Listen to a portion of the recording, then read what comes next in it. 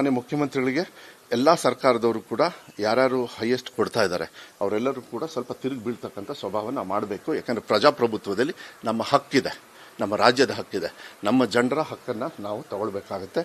ಆದರೂ ಕೂಡ ನೀವು ಮಾಧ್ಯಮದವ್ರು ಕೇಳೋದ್ರಿಂದ ಕೈ ಮುಗಿದು ಕೇಳ್ಕೊಳ್ತೀವಿ, ನಮಗೆ ಪಾಲು ಬರಬೇಕು, ನಮಗೆ ಅವಶ್ಯಕತೆ ಇರತಕ್ಕಂಥ ಕಾರ್ಯಕ್ರಮಗಳಿಗೆ ನೀವು ಏನು ಕೊಡಬೇಕು. ಕೇಂದ್ರ ಸರ್ಕಾರದವರು ನೀವು ದಯವಿಟ್ಟು ಯಾವುದೇ ಥರದ ಮಲತಾಯಿ ಧೋರಣೆ ಮಾಡದೆ ದಯವಿಟ್ಟು ನಮ್ಮ ರಾಜ್ಯದ ಜನರಿಗೆ ಬರ್ತಕ್ಕಂಥ ಪಾಲನ್ನು ಕೊಡಿ ಅಂತ ಹೇಳಿ ಕೇಳ್ಕೊಳ್ತೀವಿ. ಸಿದ್ದರಾಮಯ್ಯ ಅವರೇ ಹೇಳಿದ್ದಾರೆ ಸಾಹೇಬರು, ನಾನು ಹೇಳಬೇಕಾದನ್ನ ಈಗ 2 ವರ್ಷದಿಂದ ನಾವೇ ನೋಡ್ತಾ ಇದ್ದೀವಿ. ನನ್ನ ಇಲಾಖೆಯಲ್ಲಿ ನಾನೇ ಅನುಭವಿಸ್ತಾ ಇದ್ದೀನಿ. ಬಟ್ ನಾನು ಏನಕ್ಕೂ ಕಮ್ಮಿ ಮಾಡಿಲ್ಲಲ್ಲ, ಮಕ್ಕಳಿಗೇನು ಕಮ್ಮಿ ಮಾಡಿಲ್ಲ.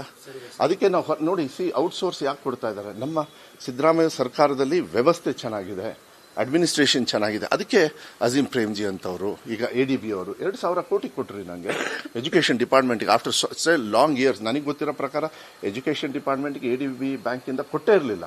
2,000 ಕೋಟಿ ಅಂದರೆ ಈ ವಿಶ್ವಾಸದ ಮೇಲೆ ಕೊಟ್ಟಿದ್ದಾರೆ. ಕೇಂದ್ರದವ್ರು ಕೊಡಲಿಲ್ಲ ಅಂದ್ರೆ ನಾವು ತೀರಿಸಬೇಕಾಗತ್ತೆ, ಅದು ಬೇರೆ. ಬಟ್ ಅಟ್ಲೀಸ್ಟ್ ಆ ವಿಶ್ವಾಸ ಇಟ್ಕೊಂಡಿದ್ದಾರಲ್ಲ, ಹುಸಿ ಅಂತೂ ಇದೆ.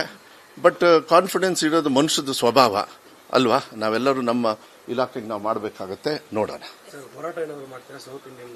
ಅದನ್ನೇ ಹೇಳೋದು, ಮಾಡಬೇಕು, ನಮ್ಮ ಹಕ್ಕಲ್ವಾ. ಮಹಾತ್ಮ ಗಾಂಧಿಯವರು ಹಾಗೆ ಸಿಗಲಿಲ್ಲ, ನಮಗೆ ಫ್ರೀಡಮ್ ಕೊಟ್ಟಿರೋದು ಹಾಗೆ ಸಿಗಲಿಲ್ಲ ಹೋರಾಟದ ಮೂಲಕ. ನಮ್ಮ ರಾಜ್ಯದ ಜನರಿಗೆ ಏನು ಉತ್ತರ ಕೊಡಬೇಕು. ಅವರು ಬೆವರು ಸುರಿಸಿ ಟ್ಯಾಕ್ಸ್ ಕಟ್ಟಿರ್ತಾರಲ್ಲ, ಆ ಜವಾಬ್ದಾರಿ ನಾವು ತಗೊಳ್ಬೇಕಾಗತ್ತೆ. ಈಗಾದರೂ ಕೇಂದ್ರ ಸರ್ಕಾರದವರು ಸ್ವಲ್ಪ ಬುದ್ಧಿಯನ್ನು ತಗೊಂಡು ಎಲ್ಲರಿಗೂ ವ್ಯವಸ್ಥಿತವಾಗಿ ಕೊಡ್ತಕ್ಕಂಥ, ಯಾಕೆಂದರೆ ಭಾರತೀಯರ ಸ್ವೆಟ್ಟು ಒಂದೇ, ಎಲ್ಲರೂ ಬೆವರೇ ಸುರಿಸೋದು.